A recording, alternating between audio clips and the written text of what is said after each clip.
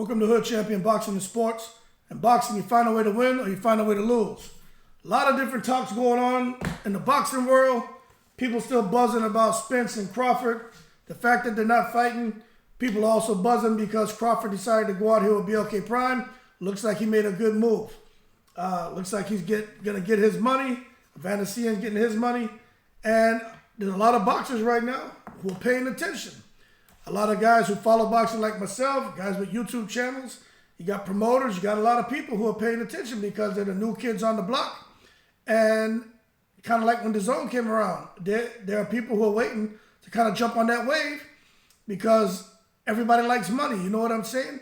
And Floyd Mayweather, the way he framed this, and I tend to like the way he said it, with him is all about currency over legacy because he's already established a sound legacy. But the thing with some of these young fighters, I don't think they realize legacy matters, man. Okay, legacy matters. Yeah, money matters, and like Floyd says, you can't feed your kids belt, you can't pay your mortgage with titles. He's right. But at the end of the day, to get to that point to where you don't have to worry so much about fighting for a title or being able to pick and choose opponents is because you already fought, established your legacy, and now you're at a point to where you can really grind it out and make a whole lot of money. These young guys feel like they don't need to put the work in. You got to put the work in.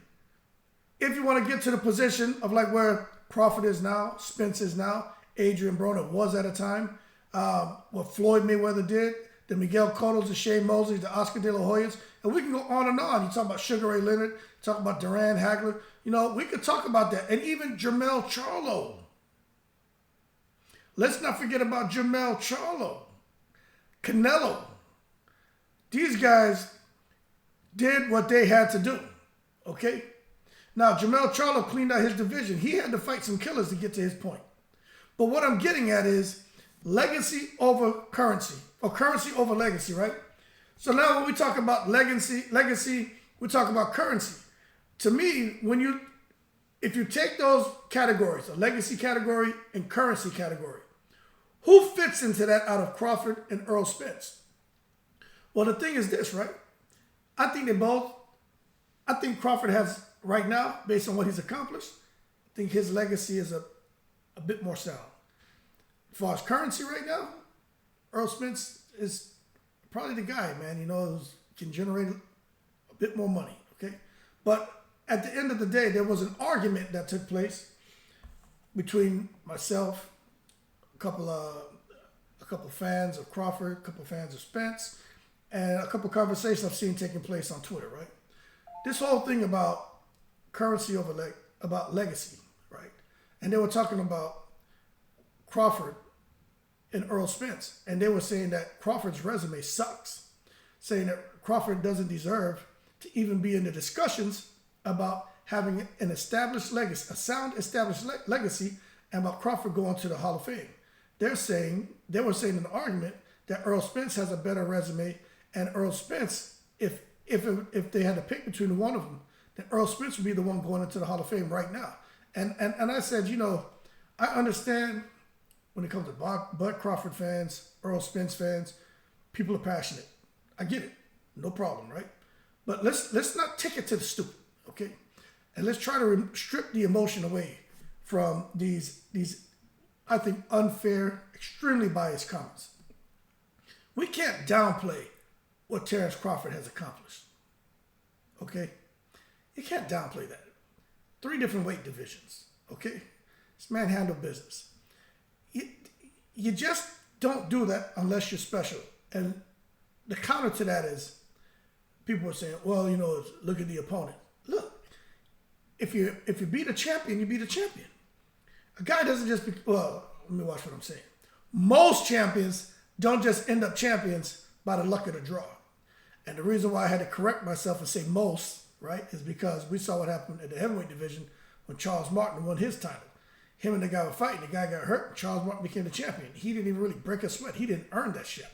But at the end of the day, he was a heavyweight champion, right? It is what it is. Then he goes over and he gets his ass clipped by AJ. End of Charles Martin, right? The Prince. No more Charles Martin. So when you come back to talking about Crawford, you got to give him credit, man. This man goes out here, man, handles business at 135, bubbles up to 140, cleans out the division. Multiple champions. It doesn't matter if we feel that those champions he beat at 140, knowing the world those champions can beat Yugas, knowing the world those champions can beat Porter, right? Knowing the world those champions can beat Danny Garcia, knowing the world they could have beat Mikey Garcia, because Mikey Garcia was whipping everybody ass at 140, right? That's not fair to hold that against Terrence Crawford. It's fair to have that discussion, but to sit there and just totally discredit his resume because the champions he fought to you didn't pose much of a threat. I tell you what, you tell that to all those other opponents, those champions defeated. You tell them those champions sucked, that they basically were cherry picks for Crawford. How about Crawford is just that special? Why can't that be how we frame the argument or frame the discussion? Okay? Because Crawford did what he had to do at 135, 140, and at 147, everyone he touched, they couldn't handle it. They couldn't solve the Crawford puzzle. So let's just be fair to Crawford. Now, for Errol Spence, he hasn't been in 3 different weight divisions. He's just been at 147 handling business. Okay? Errol Spence is an amazing fighter. So when I hear people saying Errol Spence hasn't done anything, he's only been at 147. He should really be fighting at heavyweight because he's a weight bully.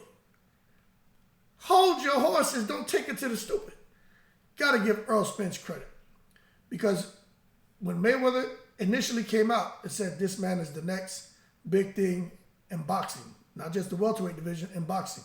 That got people's attention. Who was this guy Errol Spence they're talking about? Then you see him out there fighting, man. You see what he's out there doing in boxing. See him knocking guys out.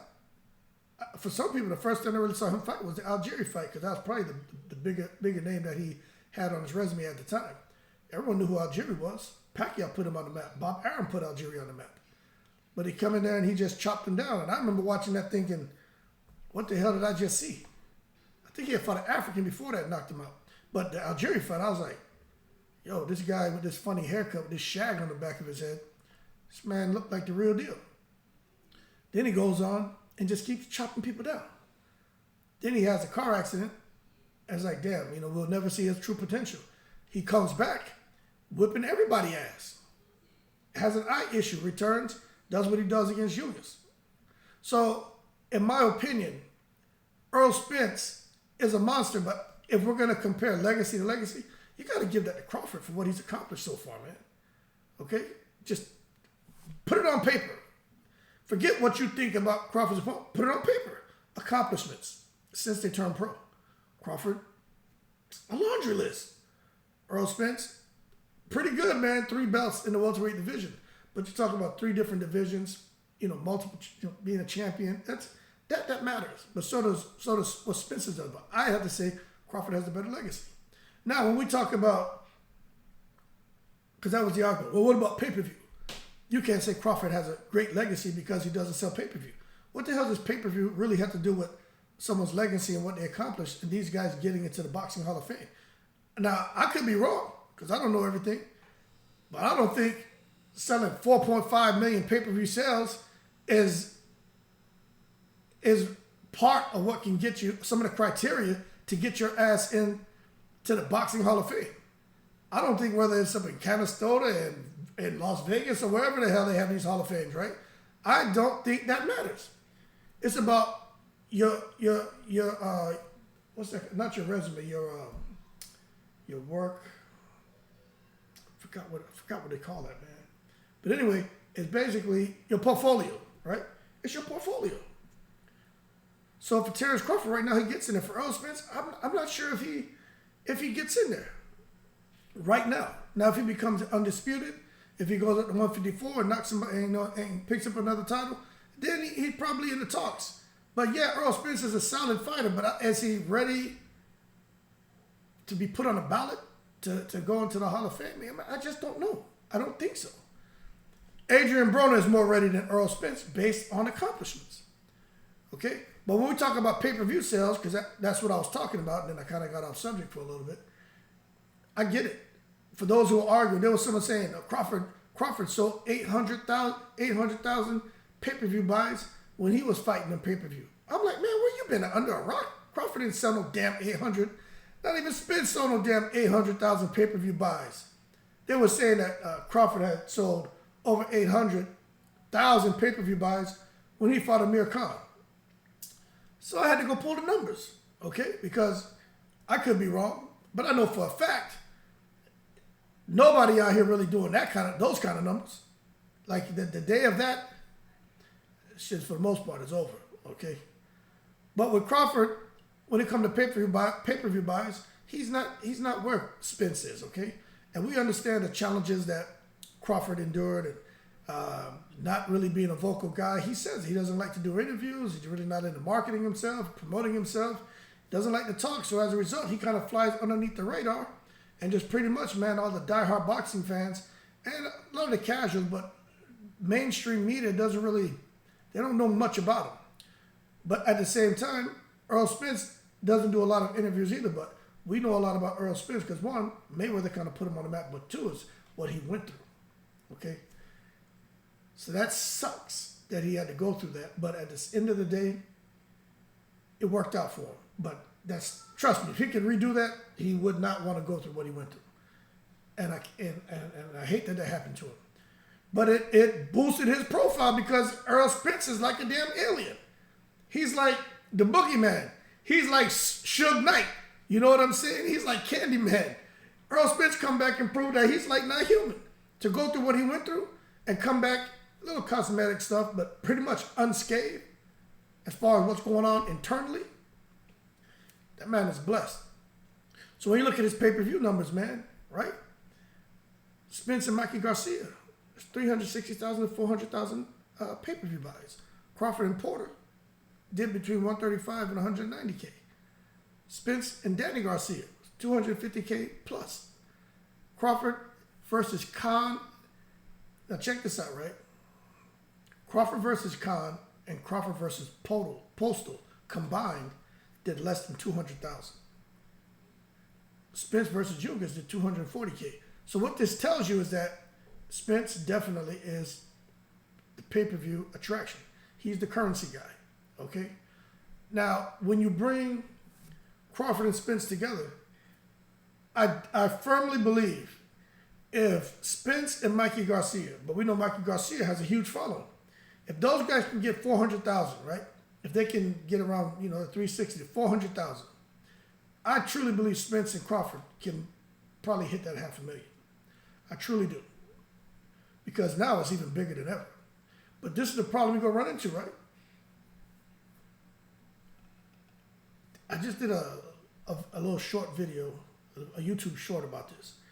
Yo, man, Eddie Hearn is showing people how to stop undisputed bout, how to stop a unification. Eddie Hearn showing how to do it. You sit there, you petition for the fight if you have a mandatory, you sit there, man, and then you push for a purse bid. If it goes to purse bid, right, depending on the rules and the sanctioning bodies, they can't allow or make an exception for a unification or for an undisputed bout. They can only do that if there's negotiations taking place. That means that they can intervene and say, okay, y'all haven't agreed on anything yet, so we're going to go ahead and we can start working on this fight. But when there's no negotiation, it's going to purse bid. That means the fight is on, and the purse bid is just a matter of which promoter is going to agree to take on the fight and pay the fighters. And Eddie Hearn is showing that this is what we need to do. He's doing that with Hrgovic when it comes to Hrgovic and Usyk. He's trying to stop Fury and Usyk. Eddie Hearn wants to get Hrgovic in there to fight Usyk, possibly get those titles, and then make Hrgovic and Fury, or make Hrgovic and AJ. Eddie Hearn's trying to get the belts back to AJ. So when you look at what Eddie Hearn's doing, and you think about Spence, you think about Crawford, and the fact that Crawford's fighting right now, and Spence does not want to fight Keith Thurman, and everyone thinking that Spence and Crawford are somehow going to fight in 2023. Look, step aside money has already been paid to Stan Unis. Stan Unis basically is stepping aside a second time right now by then forcing him to fight Virgil Ortiz, which to me is just bullshit, but it's a great fight for us. But Stan Unis is getting screwed. And then you look at what's going on with Terrence Crawford, right? he's fighting, you know, a Vanessian. Okay? Nothing wrong with that. Vanessian can fight. Y'all gonna see. But then after Vanessian, you got Boots Ennis out there who pretty much, and to me, I think he should be bubbled up to the #1 for Terrence Crawford. Be his mandatory. Because Virgil Ortiz is fighting Stan Unit, so he's no longer holding that spot. So what I'm telling you is, these mandatories and all these sanctioning bodies, look at how the pieces are moving. Look at that, this tectonic plate shifting going on right now. Right? All this stuff is shifting, and all these pieces are coming together to form Pangea to show you what it really should look like. But right now, it's all fragmented. That whole tectonic plate theory. That's what it is right now. Belts are just all over. And they're trying to, and mandatories are all over. So they're trying to bring it all together to form that welterweight Pangea. I'm telling you that what's going on. So don't expect to see Spence and Crawford next year. And I get it. Money talks. Money, I get it. But at the end of the day, if a guy doesn't want to step aside money, he doesn't want to step aside money. And Stan Uten's not taking no step aside money. If he beats Virgil Ortiz, he wants his shot at Spence. If Crawford, he should be the Vanessian, then he comes out. Look, that's not going to work out. That's not going to happen. He's not going to get a shot at Spence. He's going to have to fight somebody, and it'll probably be Boots. So, again, everyone, and then Virgil Ortiz just went the legal route to push to get his shot too. So everyone, all these guys who are mandatories are pushing. They're willing to do whatever it takes. And you see that purse bid, man, is a killer to get the opportunity at the title. So for those of you who are saying, nah, man, I don't know about that, I'm telling you, man, I'm not making this shit up.